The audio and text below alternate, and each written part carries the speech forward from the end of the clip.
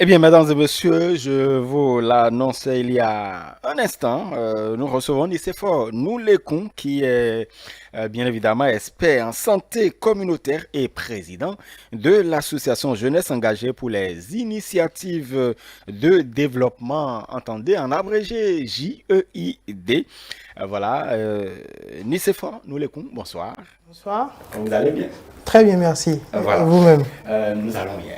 Vous représentez une certaine jeunesse, puisque votre association a quand même pour intituler Jeunesse engagée pour les initiatives de développement. Concrètement, qu'est-ce que vous faites au sein de votre association? Alors, l'association Jeunesse engagée pour les initiatives de développement est une association de jeunes qui se sont mis ensemble et ont voulu engager des actions pour impacter, je dirais, qualitativement le développement local de notre nation. Et cette association a pour mission d'œuvrer pour le renforcement du développement local à travers une veille citoyenne accrue, mais aussi à travers la promotion d'actions et d'initiatives de développement novateurs. Voilà, cela voudrait signifier, puisque votre association regroupe de jeunesse, de jeunes, donc il y a quand même la vigueur, une certaine aptitude à être au service du pays. Bien sûr, c'est d'ailleurs l'objectif.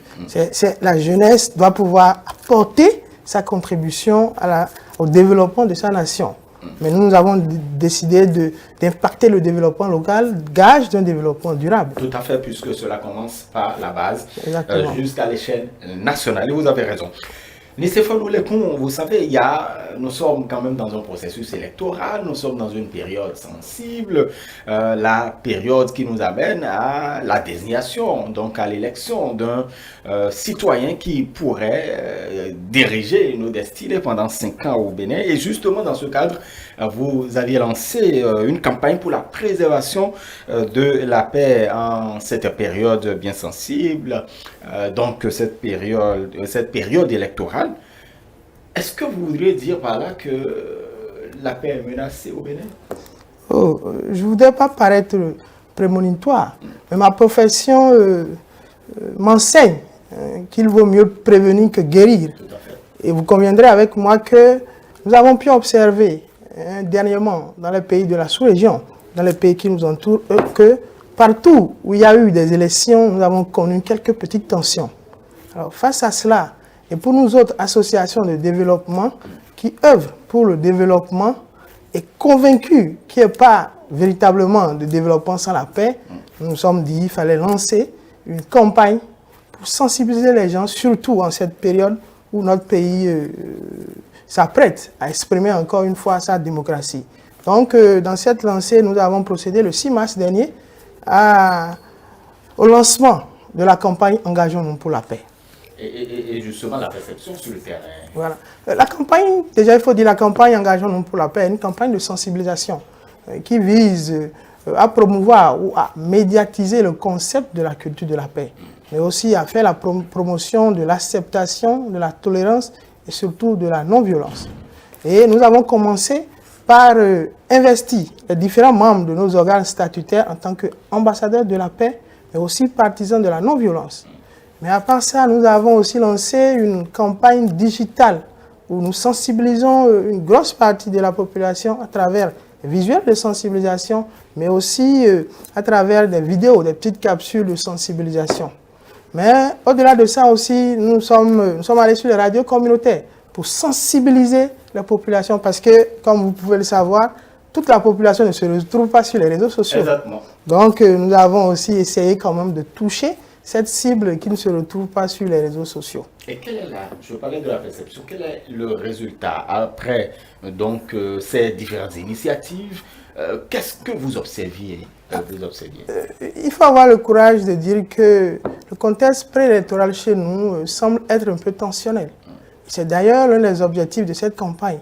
Mais à la suite de cette campagne que nous observons, on peut dire déjà qu'aujourd'hui, notre pays n'est pas en guerre, que nous sommes véritablement en paix. Tout à fait.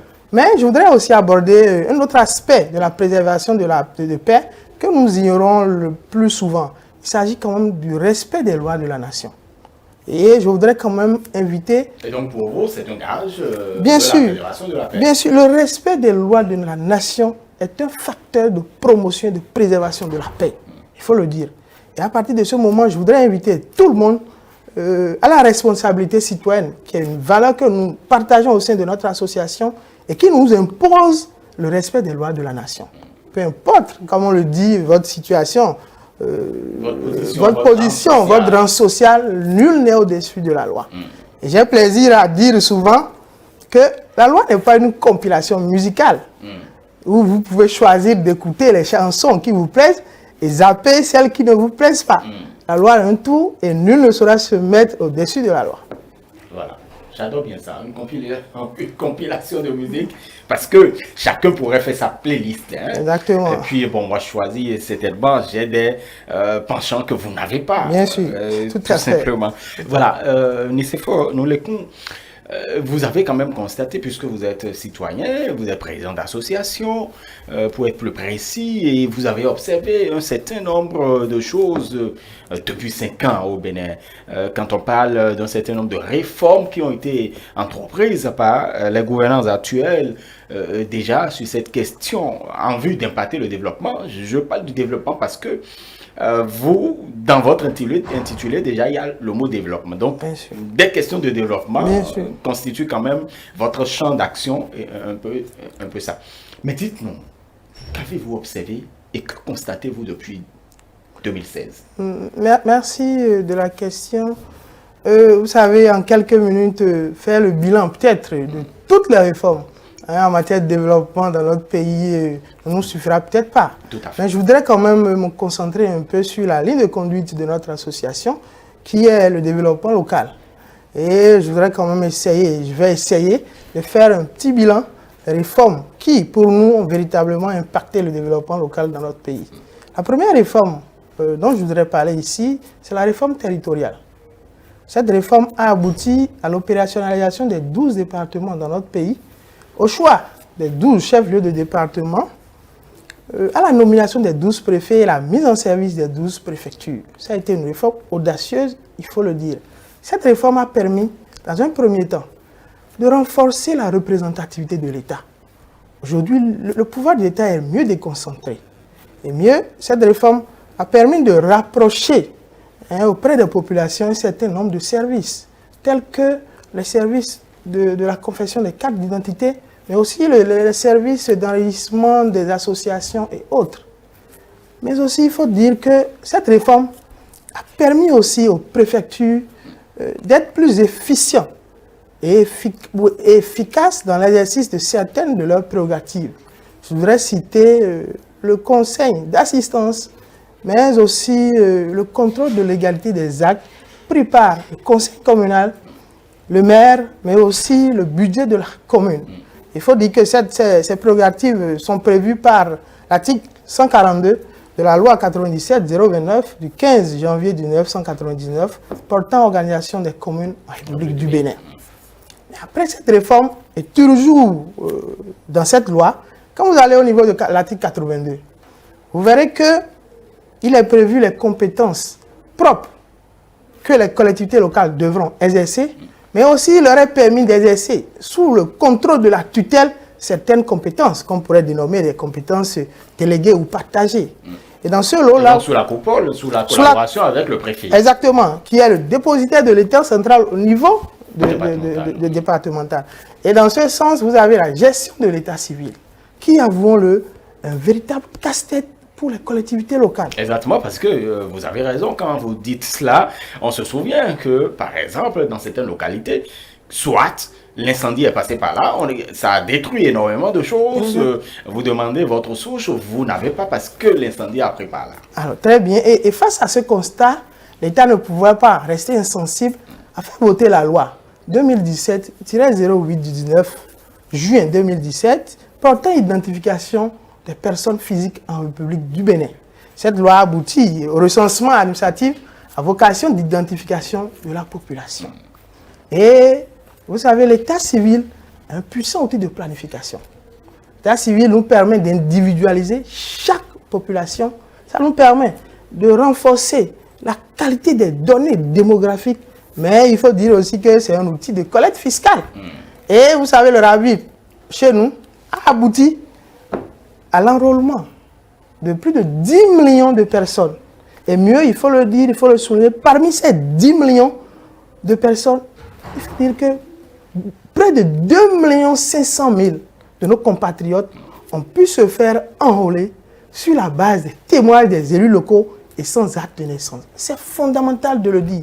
Cela voudra dire quoi de manière terre à terre? Ça veut dire que 2 500 000 de nos concitoyens ont pu avoir la preuve de leur identité. Ça veut dire qu'auparavant, ils n'existaient pas d'une manière ou d'une autre, parce qu'ils n'étaient pas dans le, je dirais, le registre national de l'état civil. Donc cette réforme majeure ils ne pouvaient pas prouver, affirmer leur identité béninoise. Et cette réforme a permis à ces concitoyens de pouvoir aujourd'hui avoir une preuve de leur identité. Mieux, l'une des applications de cette loi-là, ou de cette réforme, c'est le certificat d'identification personnelle. Et vous savez, comme exemple, en période d'examen, c'est la croix et la bannière pour certains parents de pouvoir aider leur enfant à avoir une pièce d'identité. Et parfois, nous avons des enfants de cette nation qui n'arrivent pas à aller aux examens à cause de cette pièce d'identité. Mais aujourd'hui, avec le certificat d'identification personnelle, c'est fini.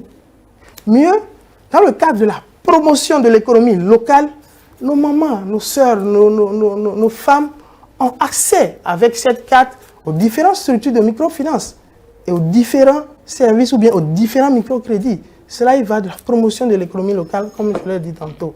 Mais aussi, j'ai un exemple vivant, je vais vous donner mon exemple, de l'utilisation de cette carte-là. Oui, dites-moi. Il y a quelques jours, je me suis fait cambrioler et j'avais un sac dans lequel... Bon, on compatit. Merci beaucoup. Merci beaucoup. Où j'ai perdu toutes mes pièces, que ce soit ma carte d'identité, que ce soit mon passeport. Mais le réflexe que j'ai eu, j'ai pris mon récépissé RAVIP, j'ai couru à la NIP et je me suis fait faire le certificat d'identification personnelle que j'ai eu en une journée. Et aujourd'hui, je voudrais dire au vu, au su de tout le monde, parce que je l'ai vécu, c'est un témoignage que je suis en train de faire, le certificat d'identification personnelle est accepté dans toutes les structures financières et dans les banques de notre pays. Et d'ailleurs, le ministre en charge de l'économie et des finances a pris une autre circulaire pour le dire aujourd'hui, parce qu'on entend un peu partout que cette carte n'est pas acceptée. Mais il faut le dire, cette carte est acceptée dans toutes les banques sur le territoire national. Mais il y a des informations aussi qu'il faut passer, il faut donner aux populations. Vous savez, avec le CIP aujourd'hui, vous n'avez plus besoin de certificat de résidence ni d'attestation de possession d'État. Ça, je le dis et je le dis ici. Il faut le dire partout. Répondez-le comme de la bonne nouvelle. Dites à toutes les populations. Et donc, ce sont ces choses qui vous ont marqué. Bien sûr, c'est des choses qui impactent véritablement le développement. Parce que je vais vous donner un exemple. Vous savez, nous autres citadins, on n'imagine pas. Parce que peut-être le certificat de résidence, c'est peut-être 1000 francs. Chez nous, ici. Mais dans nos communautés, c'est une fortune pour nos populations. Et aujourd'hui, avec cette pièce, aujourd'hui, les populations n'ont plus besoin d'aller se faire délivrer un certificat de résidence. Aujourd'hui aussi, il faut dire, avec l'acte de naissance sécurisé, on n'avait plus besoin d'aller légaliser. Et j'en ai pour preuve, vous avez vu la dernière fois les pièces qu'il faut maintenant pour aller se faire le passeport. Vous ne verrez nulle part qu'il ait demandé une pièce légalisée, ni de certificat de résidence.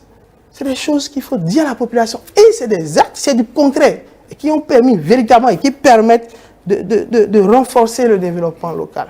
Puisque vous y tenez, le développement. Le développement local. Je voulais continuer pour dire que aussi, vous ne pouvez pas parler de développement local sans parler des services sociaux de base. Et je voudrais prendre, je pourrais dire le plus important, la disponibilité en eau potable.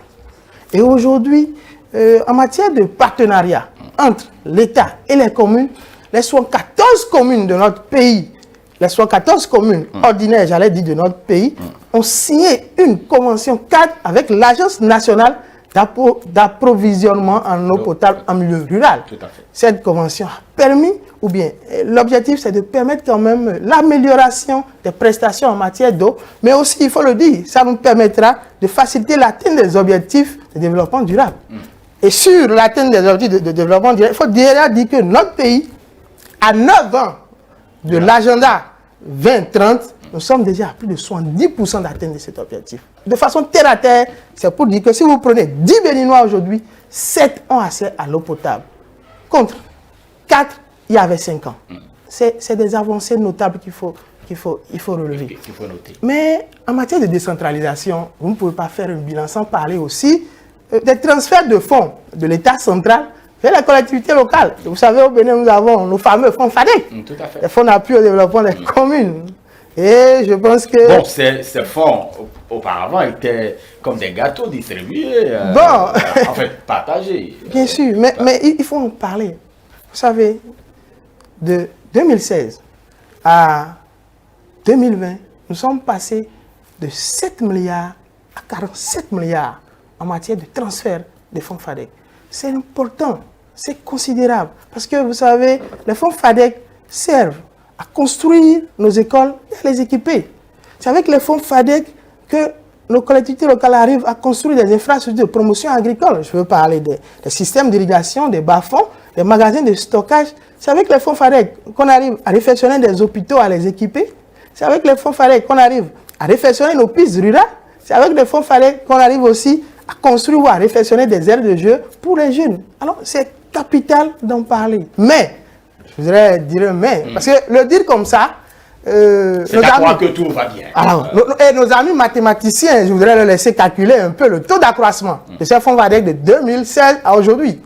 Mais il faut dire que l'une chose, ou bien l'autre chose est de mettre, l'une chose est de mettre en place les fonds, mais l'autre chose est de pouvoir les consommer.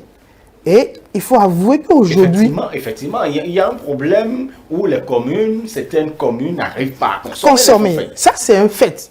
Il faut le reconnaître parce que le taux de report des fonds FADEC dans nos communes sont quand même considérables.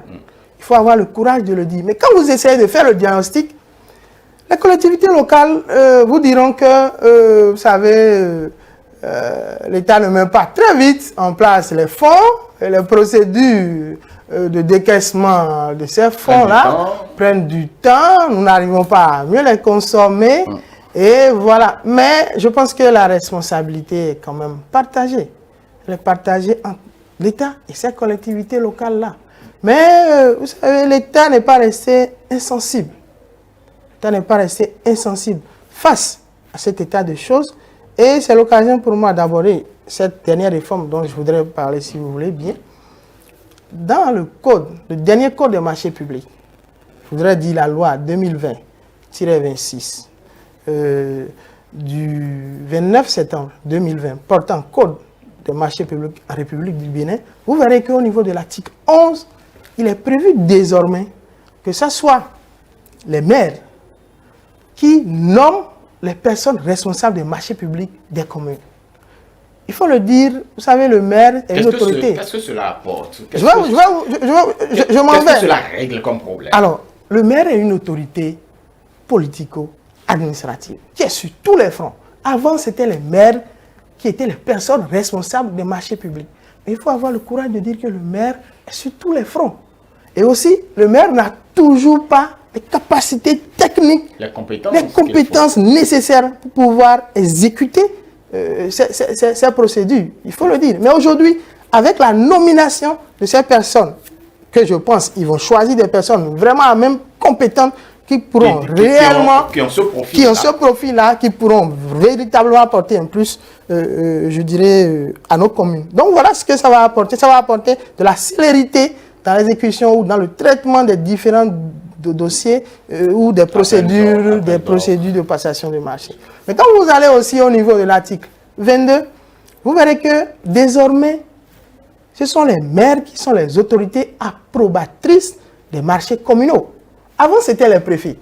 Et c'était parfois, je dirais, de collaboration. Voilà, c'est des allers-retours interminables entre la préfecture et les maires. Et parfois, ils n'arrivaient pas à s'entendre. Mais aujourd'hui, l'État a donné le pouvoir aux maires de pouvoir approuver, je dirais, les marchés communaux. Cela, toujours dans le but de favoriser une meilleure consommation des fonds FADEC. Alors voilà tant de réformes qui véritablement, selon nous, ont impacté ou vont impacter le développement local. En tout cas, vous vous intéressez au développement à la base, et vous avez raison, parce que ça parle quand même de la base au sommet, comme on le dit très souvent. Mais quand on revisite un peu ce bilan spécifique que vous avez fait, parce que effectivement vous avez raison, nous n'aurons pas le temps donc d'aborder tous les contours, tous les secteurs impactés justement par la gouvernance qui prend fin bientôt, et bien évidemment, dites-nous, Nicéphore Noulékoun, mais on a l'impression que cela quand même vous positionne. Vous êtes président d'association, mais on pourrait vous tasser de politique. Qu'en est-il très exactement? Merci pour la question. Vous savez, avant de venir ici, j'ai fait un pari avec un frère à moi et je lui disais que cette question me serait posée. Je pense que je viens de gagner une bouteille de bière. Je vais la partager avec vous. Non, je profite de l'occasion pour répondre une fois pour de bon à cette question. Je vais la répondre sur deux aspects. Le premier aspect, nous allons caricaturer un peu. Vous autres, vous êtes journalistes. Tout à fait. Et a priori, vous n'êtes pas un homme politique. Mais vous savez... En fait, je ne le suis pas, je confirme. Vous n'êtes pas un homme politique. Voilà. Alors, notre pays s'apprête à élire le 11 avril prochain son président qui va conduire le pays pendant les 5 prochaines années.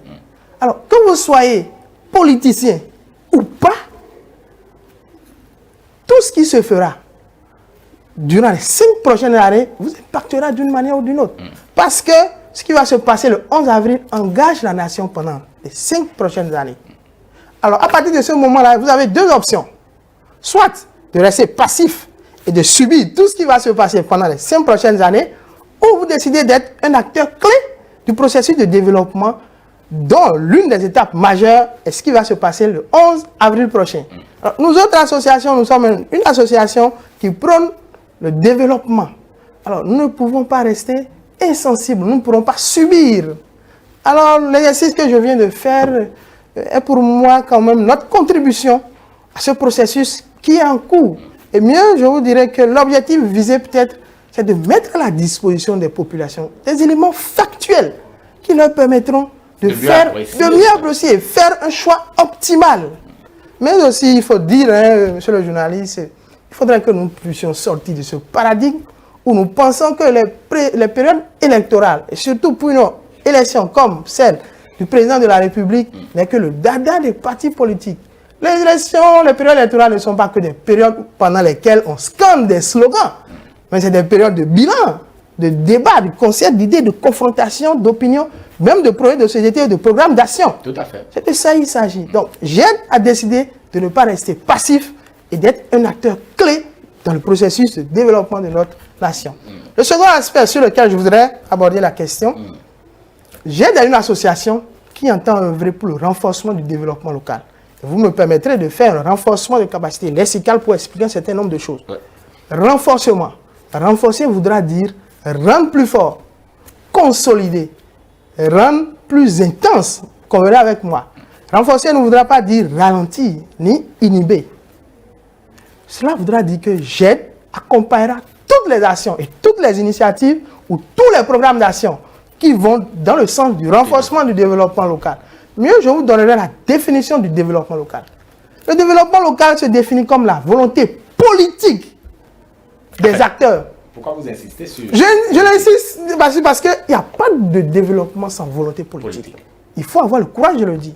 J'aide, œuvre pour le renforcement du développement local. Le développement local se définit comme la volonté politique des acteurs de promouvoir le développement sur leur territoire afin d'améliorer la situation socio-économique des populations.